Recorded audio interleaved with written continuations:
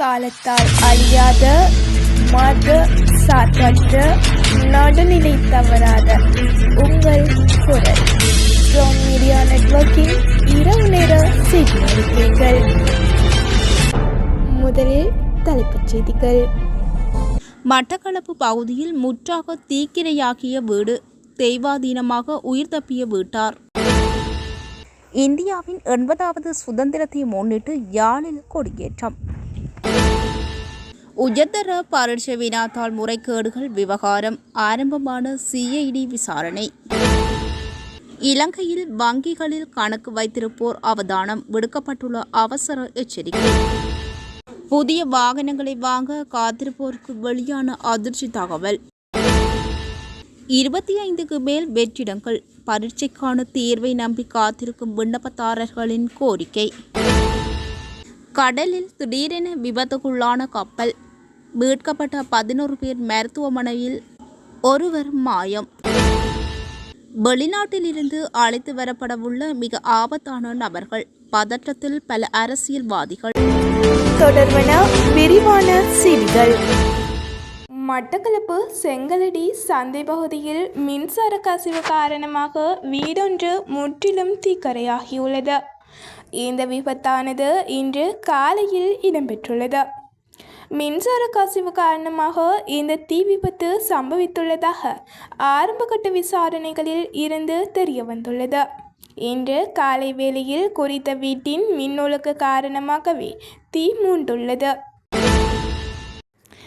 இந்தியாவின் 80வது சுதந்திர தினமான இன்றைய தினம் யாழ்ப்பாணத்தில் உள்ள இந்திய துணை தூதுவரின் வாசஸ்தலத்தில் இந்திய தேசிய கொடியேற்றப்பட்டு சுதந்திர தின நிகழ்வு கொண்டாடப்பட்டுள்ளது.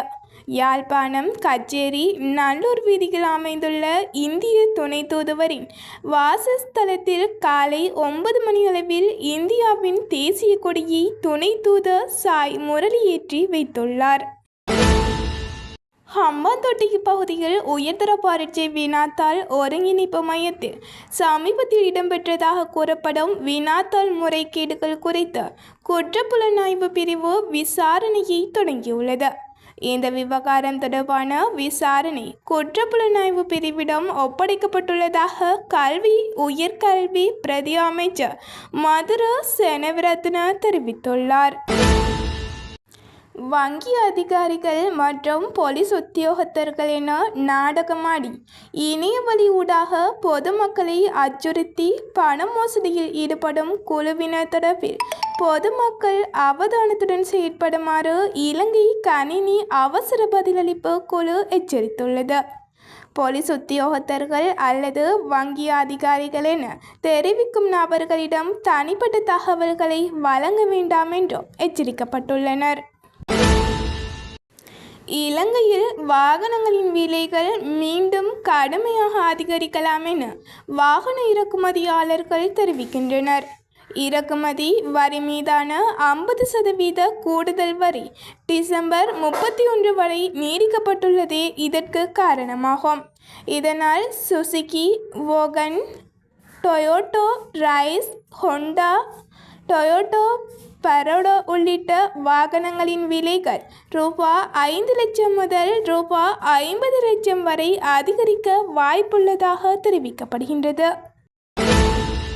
கிழக்கு மாகாண பொது சேவை ஆணைக்குழு மூலமாக சமூக சேவை உத்தியோகத்தர்கள் தரம் 3க்கான திறந்த போட்டி பரீட்சை விண்ணப்பம் கோரப்பட்டு தற்போது 3 வருடங்கள் கடந்துள்ள நிலையில் போட்டி பரீட்சை நடத்தப்படவில்லை என குற்றம் சாட்டப்பட்டுள்ளது.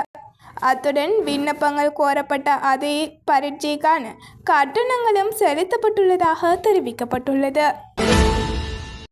புறநகர் பகுதியான அங்குலானி அண்மித்த கடற்பகுதியில் விபத்துக்குள்ளான கடற்படை கப்பலில் இருந்து 11 பேர் மீட்கப்பட்டு மருத்துவமனையில் அனுமதிக்கப்பட்டுள்ளனர். ஒருவரை காணவில்லை எனவும் அவரை தேடும் பணி தீவிரமாக முன்னெடுக்கப்பட்டு வருகின்றது எனவும் தகவல்கள் வெளியாகியுள்ளன. வெளிநாடுகளில் தலைமறைவாக உள்ள சர்வதேச சிவப்பு எச்சரிக்கை விடுக்கப்பட்ட 73 சக்தி வாய்ந்த பாதாள உலக குழுவினர் மற்றும் போதைப்பொருள் கடத்தல்காரர்களை நாட்டிற்கு மீண்டும் அழைத்து வர நடவடிக்கை எடுக்கப்படும் என போலீஸ் மா அதிபர் பிரியந்த வீரசூரிய தெரிவித்தார். கண்டியில் இன்று ஊடகங்களுக்கு கருத்து தெரிவித்த போதே அவர் இதனை குறிப்பிட்டார். இதன்போது 100க்கும் மேற்பட்ட நபர்கள் தொடர்பாக விசாரணைகள் முன்னெடுக்கப்பட்டு வருவதாகவும் போலீஸ் மா அதிபர் மேலும் தெரிவித்தார். இத்துடன் இரவு நேர செய்தி அறிக்கைகள் முடிவடைகின்றன. மீண்டும் சந்திக்கலாம். நன்றி.